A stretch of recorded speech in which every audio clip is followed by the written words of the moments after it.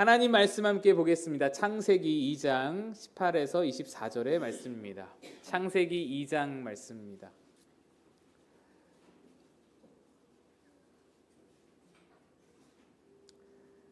창세기 2장 18절로 24절의 말씀.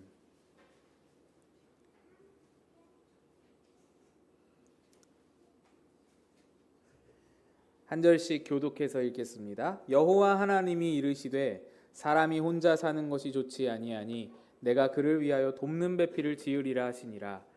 여호와 하나님이 흙으로 각종 들짐승과 공중의 각종 새를 지으시고 아담이 무엇이라고 부르나 보시려고 그것들을 그에게로 이끌어 가시니 아담이 각 생물을 부르는 것이 곧 그 이름이 되었더라.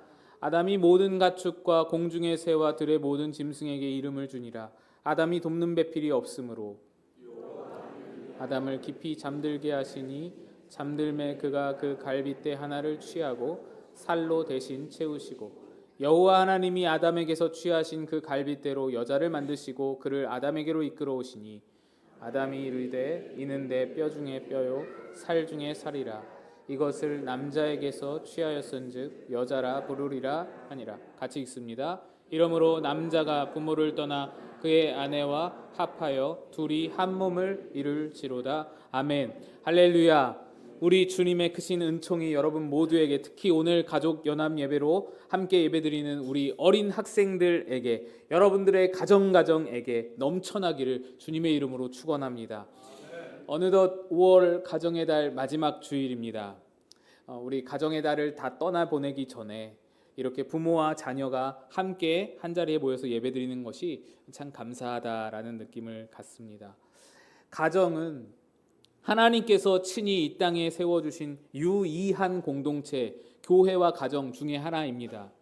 하나님이 이 땅에 공동체를 세우신 것은 천국의 유비, 천국이 어떠한지를 이 땅에서 보고 느낄 수 있도록 해주심입니다. 그래서 가정과 교회는 세상이 만들 수 없는, 세상이 흉내낼 수 없는 천국의 그림자, 천국의 모델하우스 같은 역할을 하는 곳이 이 가정과 교회입니다. 하지만 오늘날 우리 주변의 가정들이 처한 현실을 들여다보면 천국보다는 지옥에 가까운 경우가 더 많습니다. 부부간의 대화가 단절되고 부모 자녀 사이에 서로를 이해하지 못해서 답답해합니다. 가장 따뜻하고 안전해야 할 가정이 도리어 서로에게 깊은 상처를 주는 그런 자리가 돼버리고 끝내 견디지 못해서 산산이 깨어져 버리는 경우가 너무나 많은 현실입니다. 제가 이 문제의 근원을 좀 진단하기 위해서 가정을 직접적으로 다뤄보기보다 결혼을 한번 생각해 봤습니다. 왜냐하면 결혼이 가정의 시작점이기 때문입니다. 저희 집은 가족 구성원들의 생일을 꼭 챙깁니다. 거창한 선물을 주고받지 않습니다. 그거는 오히려 생일을 챙기는 것을 부담스럽게 할 것 같아서 거창한 선물은 절대로 서로 주고받지 않고 의미가 퇴색되지 않게 다만 작은 케이크 같은 거 하나라도 놓고 정 없으면 초코파이 쌓아놓고 요플레를 부어서라도 반드시 축하를 하고 지나갑니다. 너의 탄생이, 당신의 탄생이 우리에게 이렇게 큰 기쁨이고 이렇게 큰 가치입니다 라는 것을 서로 확인하고 말해주기 위함입니다. 그래서 1년에 6번씩 꼭 생일 축하 시간을 갖습니다. 식구가 5명인데 6번을 축하하는 것은 우리 가족의 탄생일인 결혼기념일도 포함했기 때문입니다. 우리 가족이 얼마나 소중한 공동체인지, 우리 가족이 하나님이 주신 너무나도 귀한 그런 시작된 그런 하나님의 의미와 가치와 목적이 담긴 공동체임을 확인시켜주기 위해서 얼마나 서로 중요한지를 다시 한번 기념하기 위해서 가족의 생일을 축하하는 것입니다. 이렇듯 결혼은 가족의 시작입니다. 그런데 오늘날 결혼에 대한 개념과 결혼에 대한 가치, 목적이 변질되면서 그와 함께 가족의 가치, 가족의 목적도 함께 날이 갈수록 무너지고 그것이 또한 사회 문제로까지 대두되는 것을 우리가 보게 됩니다. 오늘날 결혼 정년기 청년들에게 결혼이라는 것은 어떤 가정을 이루는 꿈, 이런 것에 나아가지 못하고 그저 현실적인 문제에 막혀서 대단한 고민거리로 전락되었고 기피의 대상이 심지어 되어버려가지고 그렇게 사회 문제로 그렇게 이어져 가고 있습니다. 여기에 근본적인 이유가 결혼의 목적이 변했기 때문이다라고 저는 진단합니다. 옛날 옛적에 전근대 사회, 그때 조선시대 이때에는 결혼의 목적이 무엇이었습니까? 고대 사회, 결혼의 목적이 무엇인가요? 자녀를 생산하고 대를 잇는 것이 결혼의 가장 중요한 목적이었습니다. 혈통 계승이 거의 유일한 목적인 것입니다. 그래서 사랑하는지, 저가 나를 사랑하는지, 내가 저를 사랑하는지, 성격이 맞는지 이런 거 별로 중요하지가 않았습니다. 당시 결혼이 당사자들의 의견보다, 신랑 신부의 의견보다 부모님들의 의견이 더 중요했고, 부모님들이 결정을 다 해놓고는 당사자들은 당일에, 결혼식 당일에 겨우 얼굴을 처음 보고 그날 이제 결혼을 하게 되는 경우도 많았던 이유가 바로 그런 데에서 출발한 것이죠. 결혼의 목적이 서로의 사랑이나 서로 연합이나 이런 게 아니라 혈통 계승이기 때문에, 자녀를 낳아 대를 잇는 것이 주된 목적이기 때문에 다른 건 중요하지가 않았습니다. 그러다 보니 어떻습니까? 결혼하고도 아이를 낳지 못하면 그건 큰 문제가 됐습니다. 칠거지약에 들어가는 겁니다. 아주 정당한 이혼 사유가 되는 것입니다. 그것이 전근대 사회의 결혼의 목적이었습니다. 그러다 보니 그때 당시에 결혼에서 가장 중요한 것은 시기였습니다. 자녀를 낳아서 그 자녀가 다 자라서 또다시 대를 이을 수 있을 때까지, 그런 역량이 될 때까지 부모의 역할은 그를 보호해주고 키워내는 것입니다. 하지만 수명이 매우 짧기 때문에 빨리 결혼해서 빨리 아이를 많이 낳아서 빨리 이 대를 이을 확률을 높여둔 다음에 죽기 전에 다 키워내야 하기 때문에 어린 나이에 빠르게 결혼하는 것이 중요했습니다. 시기가 중요한 것입니다. 그런데 그 다음에 이제 근대 현대로 넘어오면서 낭만주의 시대가 펼쳐집니다. 여러분 대부분이 이 시대에 해당이 되는 그런 여러분일 것입니다. 이 시대의 결혼의 목적은 무엇입니까? 낭만주의니까 사랑입니다. 사랑하는 사람과 함께 사는 것, 내가 좋아하는 사람과 평생을 행복하게 살아가는 것, 이것이 결혼의 아주 중요한 목적이 되었습니다. 그래서 연애라는 개념이 생겨나게 되죠. 연애가 필수가 되었습니다.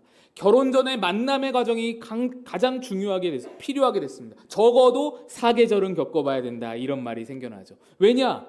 이 낭만주의 시대의 가장 중요한 것은 사람이기 때문입니다. 저 사람이 어떤 사람이냐가 되게 중요합니다. 끝까지 나를 사랑해 줄 수 있냐? 내가 저 사람을 끝까지 사랑할 수 있냐? 저 사람이 어떤 사람으로 나와 함께 살아갈 수 있느냐? 내가 정말 저 사람을 사랑하고 있는 것이 맞느냐? 이것이 정말 중요해졌습니다. 그래서 그걸 확인하는 과정을 필요해서 연애라는 기간이 필요한 것이죠. 오랜 기간 동안 그 사람을 지켜보고 관찰하고 사랑을 확인하는 일들이 생겨난 것입니다. 이때에도 조건은 별로 중요하지가 않습니다. 사랑이라는 가치만 딱 확인이 되면 그 외의 조건은 어느 정도 이겨낼 수 있는 것이라 생각이 됐습니다. 그래서 반지하 새방이라도 사골세 방이라도 괜찮다는 거예요. 내 님과 함께라면 저 푸른 초원 위에 그림 같은 집을 짓고 사랑하는 우리 님과 100년 살고 싶네. 멋쟁이 높은 빌딩 의시되지만 유행 따라 사는 것도 제멋이지만 반딧불 초가집도 님과 함께면 나는 좋아 님과 함께면 님과 함께 살 수 있다. 낭만주의의 대표적인 노래인 것입니다. 내 님과 떨어져서 나홀로 궁궐에서 편하게 사느니 고생하더라도 내 님과 함께 초가집에 사는 것이 그게 더 좋다. 이게 그 시대의 가치였습니다. 아주 낭만이 차고 넘치죠. 사랑만 있으면 행복이 보장될 줄 알았습니다. 그런데 여러분 해보시니 어떠십니까? 영원히 행복할 줄 알았던, 사랑만 있으면 다 될 줄 알았던 결혼 생활이 쉽지 않습니다. 녹록하지가 않습니다. 사랑만으로는 그 긴 세월을 버틸 수가 없었습니다. 3년이 지나고 4년이 지나고 애가 태어나고 애가 자라면서 사랑은 온데간데 없는데, 사랑은 다 없어졌는데 그 사랑에 가려졌던 조건들이 그제야 튀어나오기 시작했습니다. 눈에 보이기 시작합니다. 그러면서 갈등이 생기고 싸움이 일어납니다. 반딧불 초가집이 웬 말입니까? 사골세방이 무슨 말입니까? 이게 무슨 형편입니까? 내가 혼자 살 때 어떻게 살았는데, 내가 부모님 있어 어떻게 살았는데 이게 무슨 꼴인가라는 생각이 드는 것이죠. 이혼이 비일비재해졌고 사랑과 행복이 유일한 목적이었는데 그 목적이 다 사라지고 보니 결혼 생활이 다 무너져 버렸습니다. 그리고 그렇게 그런 원가정을 두었던 그런 부모의 모습을 보고 자란 세대가 지금의 청년 세대입니다. 우리는 오늘날 청년들이 결혼을 기피해야 한다고 비난할 수 없습니다. 저들은 우리가 뿌린 씨앗의 열매일 뿐입니다. 저들은 낭만주의 시대의 어른들을 보면서 사랑이 밥 먹여주지 않는다라는 것을 봤습니다. 사랑이 행복을 보장해주지 않는다라는 것을 철저히 경험한 겁니다.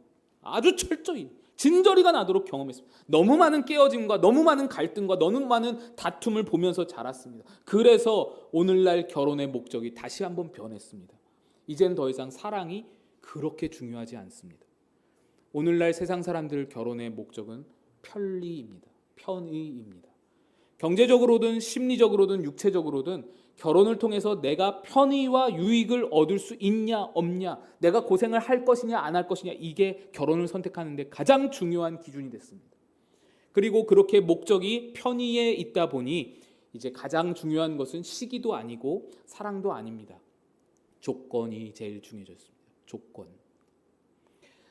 예전에 청년부를 담당했을 때부터 느꼈던 것인데, 청년들이 물어보면 결혼을 당연히 해야 한다라고, 결혼을 하고 싶다라고 말합니다. 그런데 막상 결혼을 눈앞에 두고 나면 망설입니다. 왜냐하면 자신은 나름대로 직업을 가지고 있고 지금 혼자 살아도 전혀 부족함이 없는데, 너무 편안한 삶을 살고 있는데, 그러다가 한 번씩 연애를 해보면 불편한 겁니다.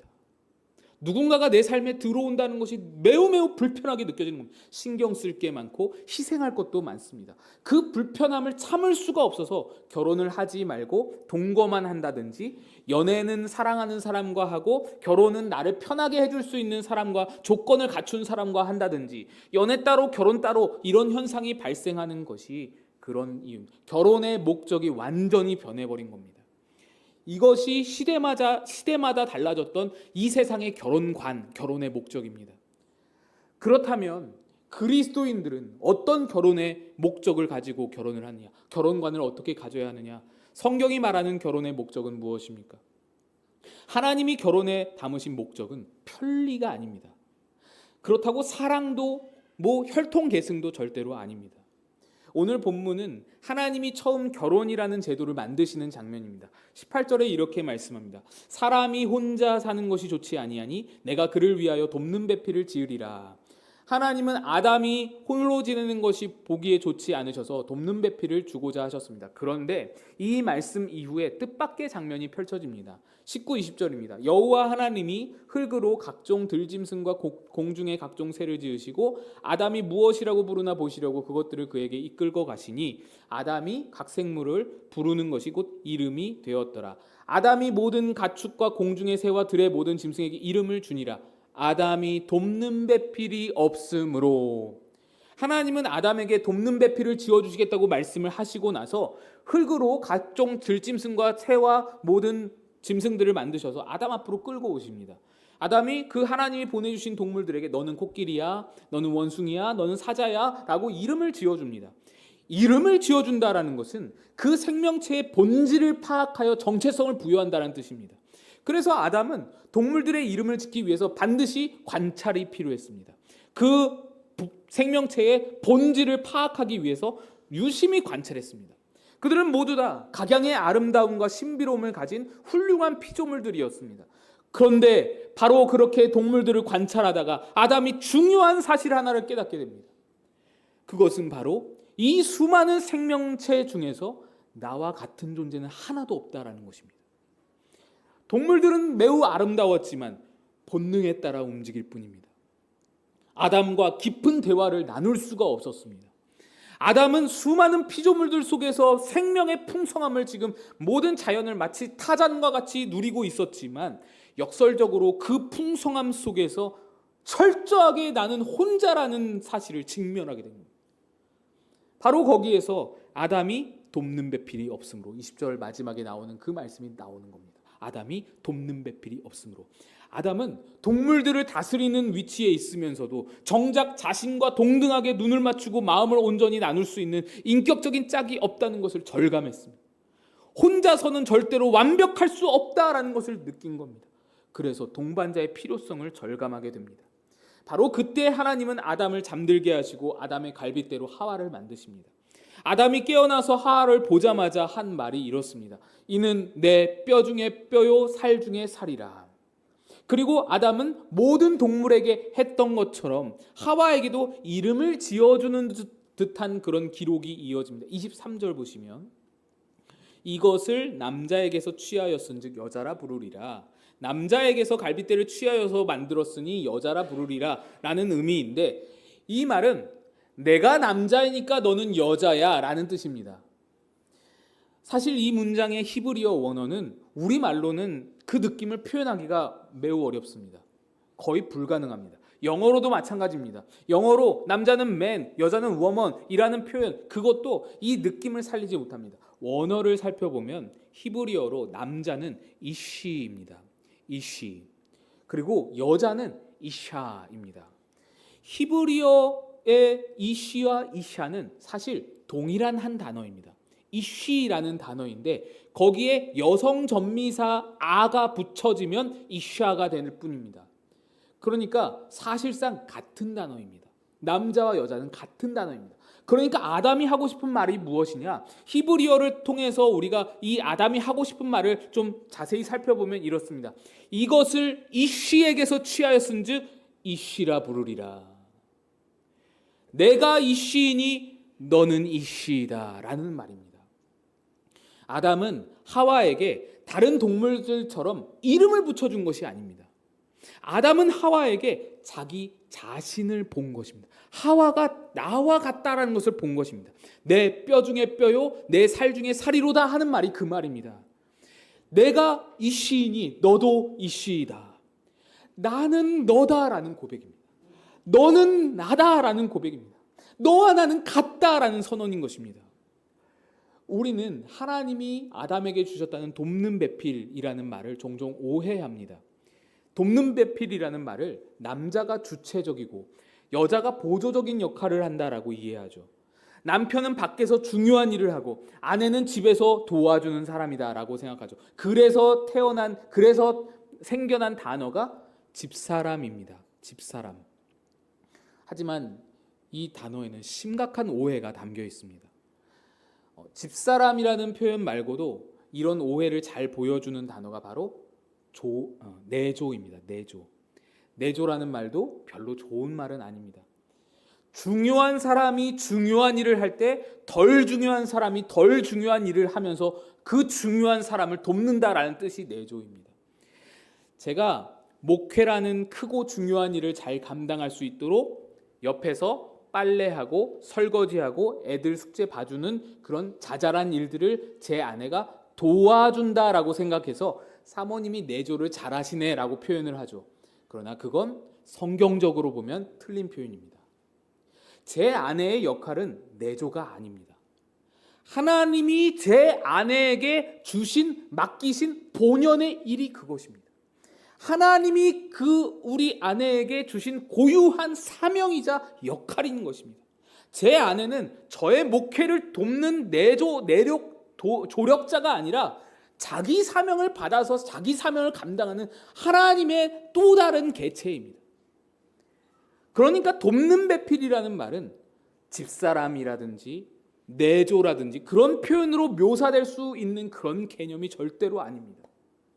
성경에서 돕는 배필을 주겠다고 말씀하실 때에 그 의도는 에덴 동산을 관리하는 그 큰 직무를 맡은 아담이 중요한 일을 하고 있으니 너 하와는 저를 도와주라 라는 그런 의미로 돕는 배필을 쓰는 것이 아닙니다.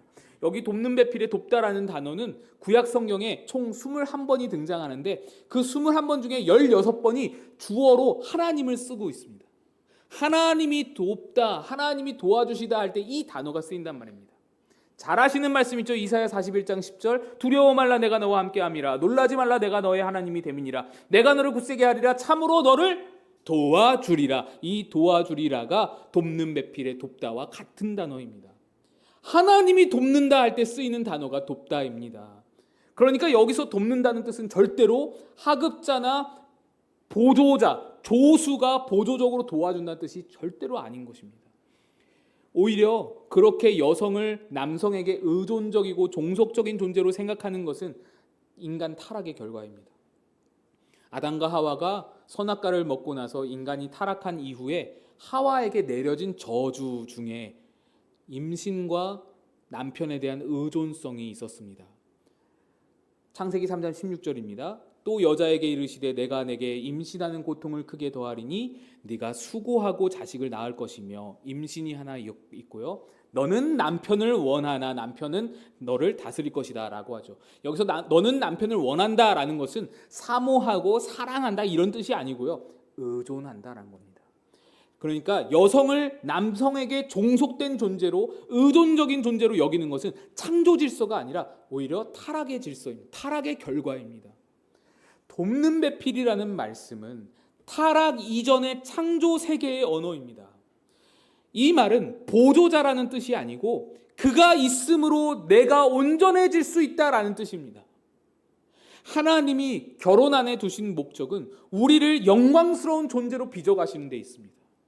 하나님은 에베소서를 통해서 우리에게 드러내 주신 그 모든 가정의 비밀, 또 남편과 아내의 관계의 비밀을 에베소서를 통해서 우리가 살펴보면 그 모든 결론은 그 일을 통하여서 아내와 남편으로 묶인 그 묶임을 통하여서 가족으로 묶인 그 묶임을 통하여서 결국에 하나님이 요구하시고 목적하시는 바는 너를 영광에 찬송하는 존재로 하나님의 영광스러운 자녀로 그리스도의 장성한 분량이 충만한 데 이르기까지 너를 만들어 갈 것이다. 그 목적을 두고 내가 너를 붙여두었다라는 것이 그 결혼의 목적입니다. 그래서 돕는 배필이라는 것은 마치 퍼즐 조각과 같다는 의미입니다. 퍼즐 한 조각만으로는 어떤 그림이 펼쳐질지 전혀 알 수가 없습니다. 그런데 모양이 전혀 다른, 나와 전혀 다른 그런 조각이 나의 빈 곳을 채우고 내게 있는 움푹 들어간 부분을 그 조각에 튀어나온 부분이 채워주고 또 나의 튀어나온 부분을 그 조각이 품어줄 때에 비로소 돕는 배필을 통하여서 그림이 완성이 됩니다. 온전한 그림을 이루게 됩니다.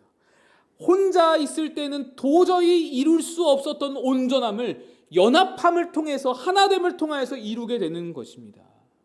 그게 돕는 배필의 의미입니다. 결국 성경이 말하는 결혼의 목적은 함께 온전함을 이루어 간다라는 것입니다. 여기서 가장 중요한 가치는 하나됨입니다. 연합입니다.